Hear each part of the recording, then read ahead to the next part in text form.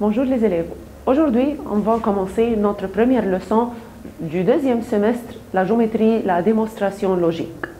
Alors, c'est comme qu'on a appris exactement dans le premier semestre, mais on va apprendre à comment écrire une démonstration, comment résoudre le problème, comment l'écrire.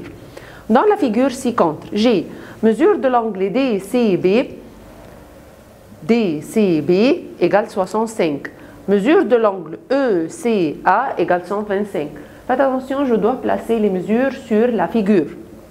Je veux mesurer mesure de l'angle ACD et mesure de l'angle BCE. Alors, qu'est-ce que je vais? Premièrement, j'ai hypothèse. Hypothèse, cela veut dire les notions qui se trouvent dans le problème. Alors, les notions sont DCB égale 65. Voilà, DCB égale 65. ECA égale 125. Alors, je vais écrire les notions sous-titre, hypothèse. Deuxièmement, j'ai conclusion, cela veut dire qu'est-ce que je veux trouver. Trouve mesure de l'angle ACD et mesure de l'angle BCE. Alors, je veux trouver mesure de l'angle ACD, mesure de l'angle ACE. Alors, je vais les écrire sous-titre, conclusion. Alors, hypothèse, cela veut dire les notions qui se trouvent dans le problème. Conclusion, qu'est-ce que je dois trouver dans ce problème? Démonstration. Alors, voilà, j'ai la mesure de l'angle BCD égale 65. Je veux trouver la mesure de l'angle ACD. Qu'est-ce que tu fais? ACD égale 180 moins 65. Mais comment je vais l'écrire? Les 3 points, ça, cela veut dire puisque. Alors, puisque tu m'as donné dans les notions... dans la notion du problème que mesure de l'angle DCB égale 65. Donc, les 3 points, le troisième en haut, mesure de l'angle ACD 180 moins 65 égale 115 angle plat. Alors, le premier semestre, pour le résoudre, j'écris mesure de l'angle ACD égale 180 moins 65 égale 115 angle plat. Alors, je vais ajouter ce semestre-là. D'où tu as porté le 65? Parce qu'il m'a dit mesure de l'angle DCB égale 65.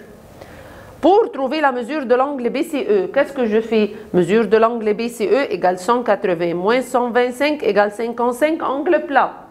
D'où tu as porté 125? Puisque mesure de l'angle ACE égale 125. Toujours ce que je trouve, ça c'est donc. Ce qu'il me donne dans le problème, c'est puisque. Ça va? Deuxième figure. Dans la figure, AC parallèle les DE, AB parallèle les CD, mesure de l'angle A égale 70, trouve la mesure de l'angle C et mesure de l'angle D. Alors, on a dit l'hypothèse, c'est les notions de la figure. AC parallèle les DE, première notion. AB parallèle les CD, deuxième notion. Mesure de l'angle A égale 70. Alors, ce qu'il me donne dans le problème, c'est sous-titre hypothèse. Mesure de l'angle C et mesure de l'angle D, ce sont les angles que je veux trouver leur mesure. Alors, je vais l'écrire sous-titre conclusion. Mesure de l'angle C et mesure de l'angle D. Démonstration.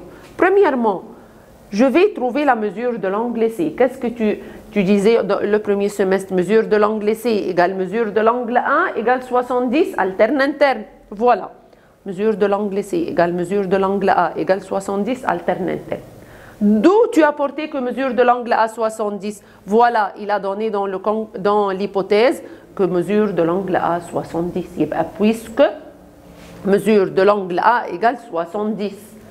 Pourquoi tu as écrit alterne interne? Parce que j'ai deux droites parallèles, AB parallèle les CD. Donc, mesure de l'angle C égale mesure de l'angle A égale 70. Deuxième partie, je vais trouver la mesure de l'angle D. Pour trouver la mesure de l'angle D, qu'est-ce que j'écrivais? Mesure de l'angle D égale 180 moins 70 égale 110 intérieur. Voilà. Mesure de l'angle D égale 180 moins 70 égale 110 intérieur. Alors, ça c'est donc parce que je viens de le calculer. D'où tu as porté que mesure de l'angle, cet angle-là 70, puisque mesure de l'angle C égale 70, je viens de le calculer. Pourquoi ils sont intérieurs? Parce que j'ai AC parallèle les DE. Merci, au revoir.